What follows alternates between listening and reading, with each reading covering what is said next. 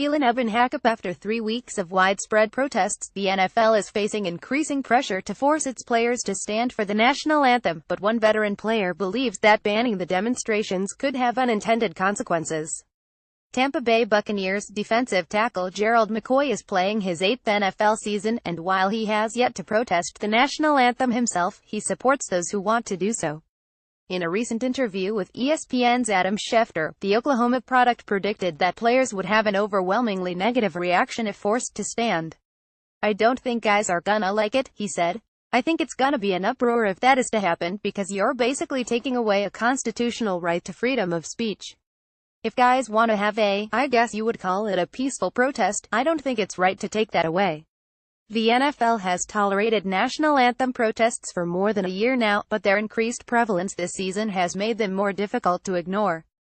Commissioner Roger Goodell released a statement on the issue earlier this week, expressing a desire to move past the debate and find a common solution. "Like many of our fans, we believe that everyone should stand for the national anthem," the statement read in part. "It is an important moment in our game.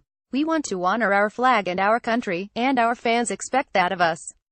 Soon after, President Donald Trump, an outspoken critic of the anthem protests, praised the NFL for finally demanding that all players stand for our great national anthem via Twitter, though the league later clarified that there are no plans to force players to stand. The league's current policy states that players should stand for the national anthem. Players are subject to disciplinary action for violating the rule, but the NFL has yet to exercise that power. The Buccaneers haven't had nearly as many demonstrators as some other teams. To date, only 2 Tampa Bay players have knelt during the anthem this season, Mike Evans and Deshaun Jackson. But despite that, McCoy says the entire locker room supports their right to protest. "That's their right to do that.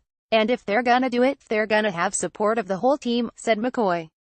"But if you take that away from them, there's gonna be an uproar. It's just gonna happen, because now it's just like you have a voice at one point, but then you don't at this point. And that's our right. It's a constitutional right that we have, and if you take that away, I don't think people are gonna take too kindly to it." The issue is likely to be discussed next week at the NFL's annual fall meetings, set to begin on October 17th. There will be a full slate of games before then, starting with a Thursday night showdown between the Carolina Panthers and Philadelphia Eagles.